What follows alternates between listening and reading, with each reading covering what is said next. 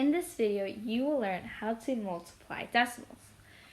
For some people, multiplying decimals is a little bit more trickier than multiplying fraction. And it's probably because maybe there's now decimals to work with, a lot more digits. Now you have tens, hundreds, and zeros, a lot more places to work with. Before, it was a little bit less complicated with just whole numbers. So this video is designed to help you multiply decimals and to make it seem a little bit less complicated. So the first step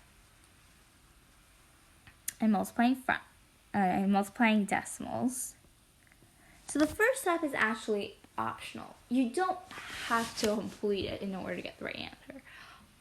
But it is so important, and I would encourage you all to do the first step instead of skip it. It is super important, and it actually kind of helps you. Some people who skip the steps sometimes tend to get your questions totally wrong and totally off. It's estimating your answer. So the first step is to estimate. When you estimate, it is so important that you don't skip. And the best part is it doesn't have to be right. You don't have to write your estimate on the paper. It could be all in your head, and it is super duper quick. For example, if I have the problem 2.7 times by 2.1, and if I estimate this, I can make this automatically in my head. You don't have to write it on paper. I'm just showing you how it actually looks. And that could be roughly 2. And that kind of gives me an estimate that my answer should be around 6. If I multiply this problem and I get 56, I know I did something totally wrong, and I have to check over and figure out. So it's super duper important that you actually estimate. And it's super quick, right? You can do it in your head. It's going to take literally less than 10 seconds for you to do. And it doesn't have to be written out. And it's super important that you do it, and barely takes any time. It makes sure it gives you that range. It tells you beforehand, okay, my answer should be around 6. So the second step, and I'll put that in green because the first step is optional. So this step may seem a little complicated and confusing at first, but it's super simple. And when we do some examples, it will make a lot more sense. So make whole number. Make whole number, then, and that just means times. So in order to make whole number, let's say I have a decimal, right?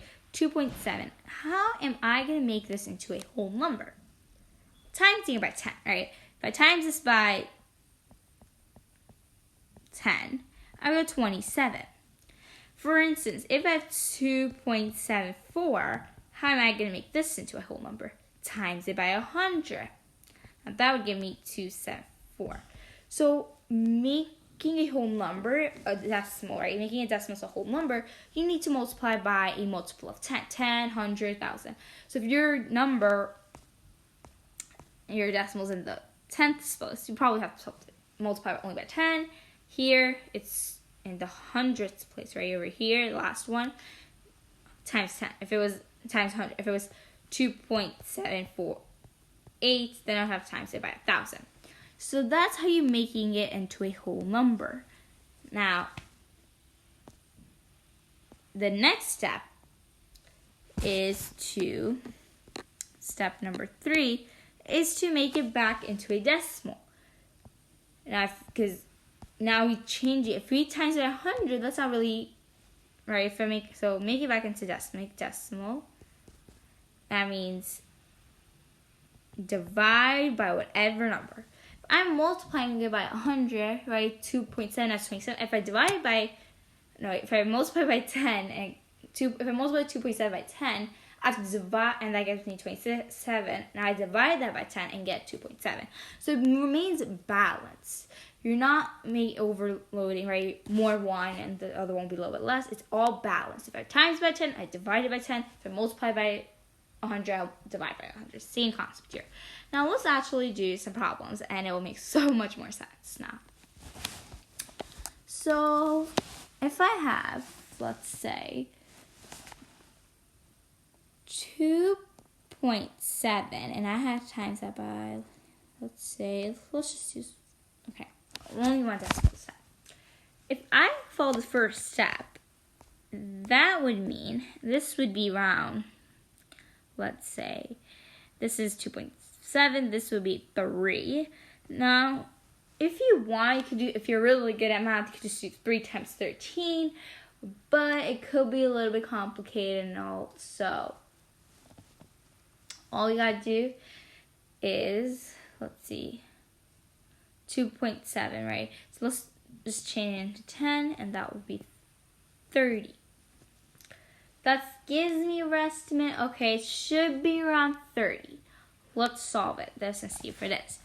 2.7 times by 13. Now, if you remember, I said that change whatever your decimal is into a whole number. And the whole number in this case should be 27. And in order to get that is, I'll make a note in the side, I times it by 10, right? I changed times by 10. Now I times this by 13. I'll leave 13 out. Now you just multiply how you know to, and that would give me 351 if I do it right. Now this, again, if I multiply it by 10, I have to divide by 10, which will then give me 35.1. Not that bad, right? So estimating it, what was our estimate? 30, right? Is it around 30? Yes, it's in that range. If I have gotten 52, that would mean I messed up a little bit. I should probably check it over. Let's do 1, and this time let's do 2.7, same concept, times by 1.3 this time. So, first step, if you estimate, it could be in your head, I'm writing it down for this video, but you could probably do it in your head. This would change to, again, 3 times by 1.3 is, it's like we could round that to 1, and that's 3. So my answer should be in the range about 3. When I solve times by 3, remember, you want now this time it's a little bit different. Since, remember, we said that we had to make both, so this time I have to make both into whole numbers. So 27 times by 13. So right now I multiplied by 10 over here, and I multiplied 10 by here. All right, so this, if I 10 times 10 is 100. So technically I multiply by 100. So this is when I divide, I will divide by 2 places. So this, when I solve, I would get 351 multiply. And then if I take 2 places, right here's my decimal. 1 place, 2 place. That means 351. I divided it by 100. That's it for this video. Hopefully this video helped, and the part 2 of this video you will learn a lot more. We'll do a lot more examples.